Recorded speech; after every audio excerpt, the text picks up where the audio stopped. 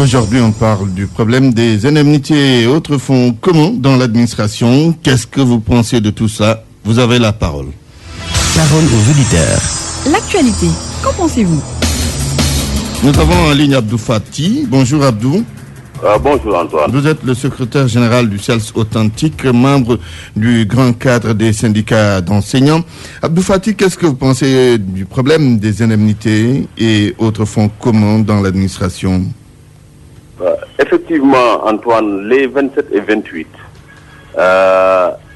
on a rencontré, le gouvernement effectivement a procédé au partage de l'étude sur le système de rémunération dans la fonction publique.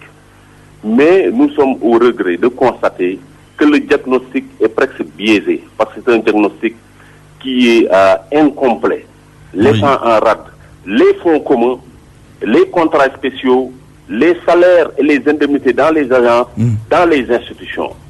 Et pour revenir au fonds commun, nous pensons qu'il faut aller dans le sens de les supprimer, parce que c'est des traitements spéciaux pour des fonctionnaires qui sont dans la fonction publique. Et vous l'avez constaté, ces fonds communs aiguisent les appétits.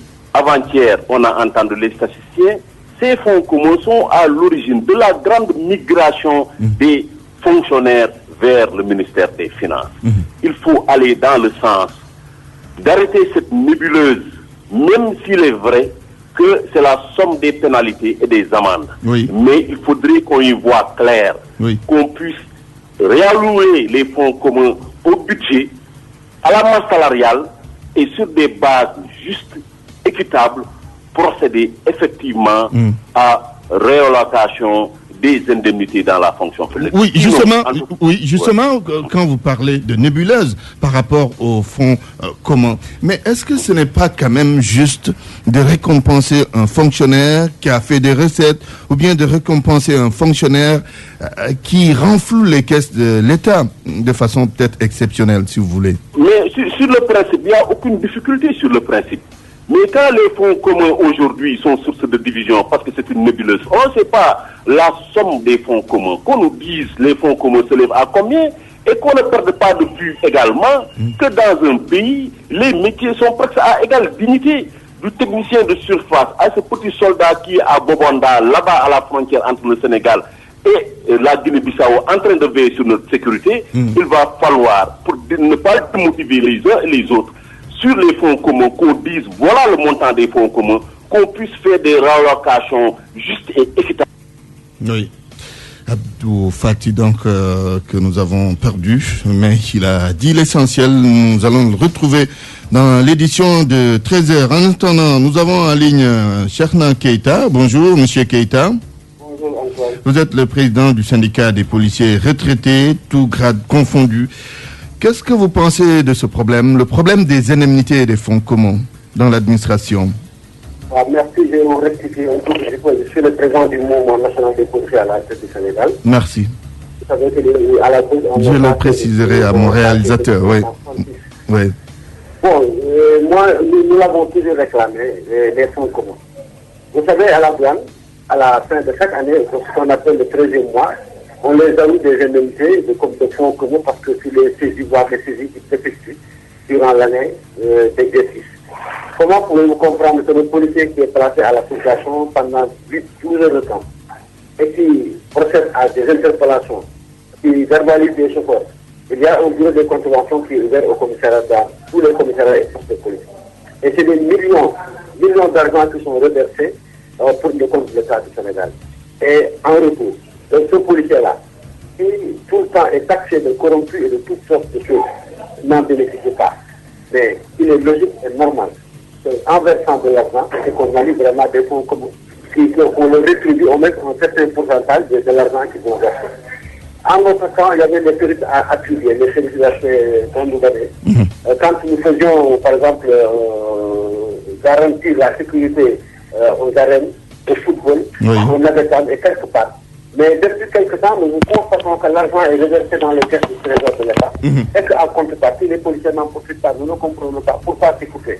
À l'Ocaïr, on nous attribue cela. Vous pensez que la police devrait en profiter?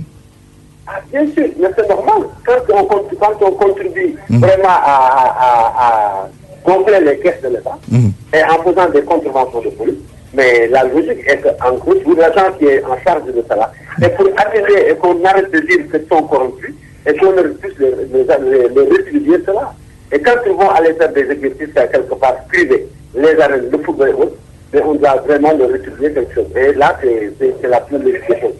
Je tiens aussi aujourd'hui à vous informer que quand moi, ces jours derniers, j'ai rencontré le ministre de l'Intérieur, il m'a dit qu'ils sont en train de voir dans cette situation ils vont faire pour vraiment leur faire rétribuer de l'argent à ces policiers qui procèdent à des contraventions de police. Et c'est une excellente chose. Et je pense que ça ne va pas tarder à se faire. Vous pensez qu'avec les réformes annoncées, avec le rapport sur le système de rémunération des fonctionnaires de l'État, la police ne sera pas lésée cette fois-ci? Vous dites que la police ne sera pas lésée? Ne sera pas lésée ou laissée en rade?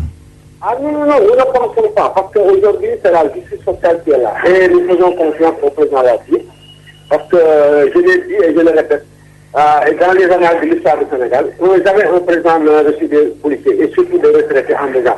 Il les a invités à accéder à toutes les données pour les policiers. Donc, par conséquent, aujourd'hui, je dis encore, nous avons eu la chance. C'est ça, je vais vous le dire. Le ministre de l'Intérieur qui est office de policier, il ne peut pas être obligé de chef. Et je pense que c'est logique et très normal. Tant que des éléments qui ont dit que nous optons pour la police, qui ont allé faire le concours, admis et formés, et qui sont dans la situation sur la sécurité des personnes et des biens. Mais il est logique que ces gens-là, quand ils élèvent de consommation de police, qu'on leur distribue quelque chose, un pourcentage de 5 ou 10% des sommes qu'ils perdent, à la douane, ça se passe comme ça. Pourquoi pas à la police? Nous ne pensons pas que nous serons lésés. On a été lésés dans le temps, mais aujourd'hui, je crois qu'on est régi par un gouvernement qui sait ce que vaut les policiers, ce qu'ils font, ce qu'ils assurent, et par conséquent, nous pensons vraiment que quand ça va arriver, nous allons en bénéficier de ce qu'on. Merci, Cheikhna Keita, policier à la retraite. Nous avons en ligne Eliman Pouy. Bonjour Eliman. Eliman Pouy, vous nous entendez? Bonjour. Oui, je vous reçois très bien. Bonjour. Vous êtes le secrétaire général du syndicat des agents des impôts et domaines. Tout à fait. Eliman, quel est votre point de vue sur cette question, le problème des indemnités, mais aussi des fonds communs dans l'administration? Je ne sais pas si on doit l'appeler un problème, mais je ne le vois pas comme un problème. Problème parce que ça aiguise des appétits, des travailleurs de la fonction publique réclament aussi des fonds communs, des indemnités. Oui, comparaison n'est pas raison. Il est loisible à chaque syndicat, à chaque agent de la fonction publique de réclamer davantage de moyens d'action, de rémunération supplémentaire. Mais il faut dire que l'administration n'est pas un tout unique. L'administration, c'est une composition de plusieurs natures. Donc, ce qu'on appelle fonds communs et autres, c'est tout juste des éléments de rémunération qui peut être appelé fonds communs par ici, indemnité par ailleurs, prime par ailleurs. Donc, l'appellation n'a pas d'importance.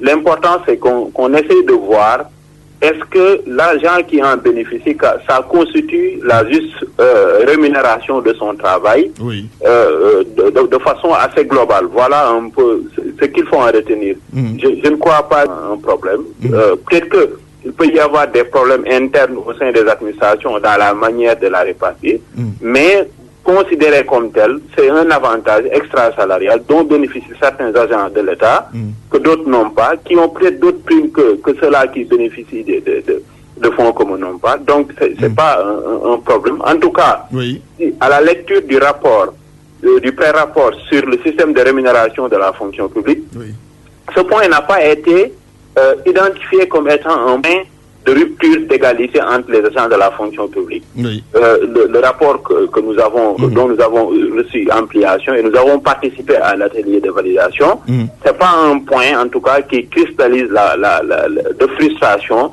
entre deux syndicats de fonctionnaires. Ce n'est pas le cas. En tout cas, c'est pas ce que les enseignants disent, du moins ce qu'a dit Abdou Fati. Mais est-ce que vous ne pensez pas qu'on devrait quand même rééquilibrer quelque part, motiver ou encourager certains corps comme la police?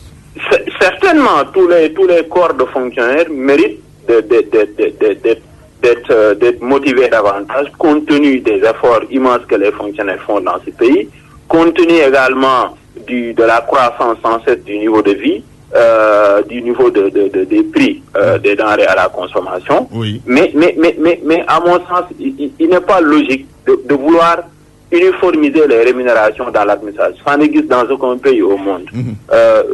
Les administrations, comme je l'ai dit tantôt, sont différentes. Chacun a ses réalités. Et le fonds commun, parlons-y, en réalité, c'est quoi? C'est un système de rémunération extra-salariale que l'État accorde à certaines catégories de personnes, les fonctionnaires du ministère des Finances et d'autres fonctionnaires de la justice. Pour les régies financières, comme on dit. Ça vise quoi? Ça vise à ne pas créer davantage de charges salariales supplémentaires. Aujourd'hui, la masse salariale, tout le monde en parle. On n'en parle pas par rapport au fonds commun parce que ça n'impacte pas le budget. C'est pas une rémunération qui est automatiquement garantie à ceux qui en bénéficient. Vous faites une activité de répression, un contribuable a fraudé au fisc, vous lui réclamez les droits qui sont dus. Ça appartient à l'État. Il y a une majoration qui est mise. Et cette majoration-là, il y a une partie qui est rétribuée aux agents du système. Maintenant, on peut trouver d'autres formules dans d'autres administrations, de sorte que, de toute façon, la lecture du rapport sur la rémunération de la fonction publique ne démontre pas qu'il y ait des écarts importants du point de vue de la rémunération entre les agents de l'administration. Le rapport a été orienté de sorte que la classe politique, les institutions parlementaires, les institutions consultatives, les ministres et autres, n'ont pas, en réalité, on les a exclus du périmètre de ce rapport-là. Donc, pourquoi donc devrait-on cibler une catégorie de fonctionnaires contre d'autres, alors que nous tous, nous participons à être rémunérés par l'État? Moi, je crois que c'est globalement le problème de la rémunération dans la fonction publique qui doit être posé, et posé avec sérénité et étudié de sorte à équilibrer les disparités qui existeraient. Très bien, merci. Eliman Pouy, je rappelle que vous êtes le secrétaire général du syndicat des agents des impôts et domaines. C'est la fin de ce grand journal. Je vous rappelle les titres.